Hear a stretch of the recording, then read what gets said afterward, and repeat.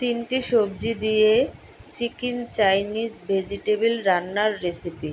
তো আজকে আমি মাত্র তিনটি সবজি দিয়ে তোমাদের সাথে শেয়ার করব চিকেন চাইনিজ ভেজিটেবল রেসিপি।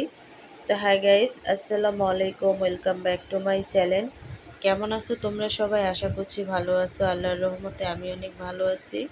তো গাইস, আজকে আমি তৈরি করে দেখাবো তিনটি সবজি দিয়ে চিকেন চাইনিজ ভেজিটেবল রেসিপি। তো ভিডিওটি ফার্স্ট থেকে লাস্ট পর্যন্ত দেখতে থাকো, আশা করছি ভালো লাগবে। আর ভালো লাগলে প্লিজ একটি লাইক আর একটি সাবস্ক্রাইব করে পাশে থাকবে।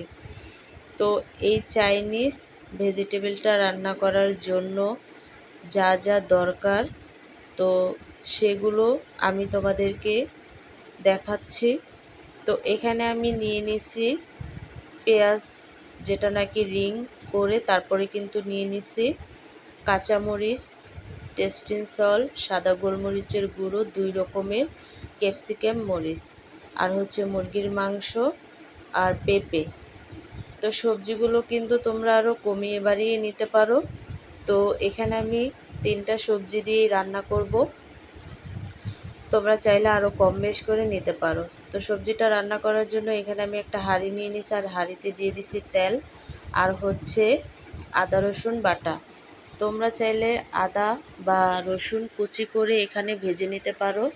তো আদা রসুনটাকে আমি একটু ভেজে নেব, আর ভেজে নেওয়ার পরে এখানে আমি অ্যাড করে দেব মুরগির মাংসটাকে আমি স্লাইস করে রাখছিলাম। তো সেই মাংসটাকে এখানে আমি অ্যাড করে দিছি, আর দেওয়ার পরে কিন্তু তেলের সাথে ভালো করে আমি মাংসটাকে ভেজে নেব। তো দেখো, মাংসটাকে ভেজে নেওয়ার পরে কিন্তু এখানে আমি অ্যাড করে দেব যে পেঁপেগুলো আমি কেটে রাখছিলাম, তো সেই পেঁপেটা। আর তোমরা চাইলে কিন্তু এই পেঁপেটাকে ভাপ দিয়ে নিতে পারো, তো আমি ভাপ দিই নিই। আর ভাপ দিলে দেখা গেছে পেঁপের যেই পুষ্টিগুণটা থাকে সেটা কিন্তু আর থাকে না। তো এখানে আমি অ্যাড করে দিচ্ছি ফালি করে রাখা কাঁচামরিচ। তো দেওয়ার পরে কিন্তু ভালো করে নেড়ে চেড়ে আমি সবজি আর মাংসটাকে মিক্স করে এখানে আমি অ্যাড করে দেব পরিমাণ মতো পানি। আর এই পানিটা আমি অ্যাড করছি একটু সিদ্ধ হওয়ার জন্য, যেহেতু আমি আগে থেকে ভাপ দিইনি। তো পানিটা দেওয়ার পরে দেখো অনেকটা কিন্তু বলক চলে আসছে, আর বলক আসার পরে কিন্তু এখানে আমি অ্যাড করে দিচ্ছি আমি সয়া সস। তো এখানে আমি পরিমাণ মতো সয়া সস অ্যাড করে দিচ্ছি। তোমরা চাইলে কম বেশ করে আরও অনেক রকমের সস অ্যাড করতে পারো। তো সয়া সসটা অ্যাড করার পরে কিন্তু আমি একটু নেড়ে চেড়ে নেব, আর নেড়ে চেড়ে নেওয়ার পরে কিন্তু এখানে আমি অ্যাড করে দেব ক্যাপসিকাম, আর কি 2 রকমের ক্যাপসিকাম, লাল আর সবুজ। আর হচ্ছে যে পেঁয়াজটাকে আমি পাট পাট ছুটিয়ে রাখছিলাম, তো সেই পেঁয়াজটা কিন্তু এখানে আমি অ্যাড করে দিচ্ছি।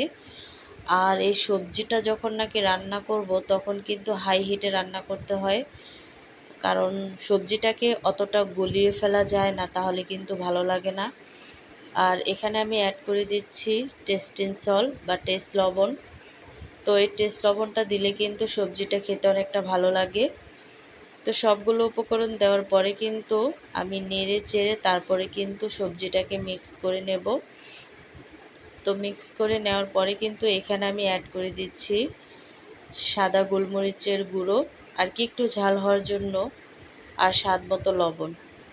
তো সাদা গোলমরিচের গুঁড়োটা কিন্তু তোমরা যদি না দিতে চাও তাহলে বাদ দিতে পারো। আর কি এই সাদা গোলমরিচের গুঁড়োটা দিলে হালকা একটু ঝাল লাগে। তো সবগুলো উপকরণ দেওয়ার পরে নেড়ে চেড়ে আমি কিন্তু আরেকটু সবজিটাকে রান্না করে নেব।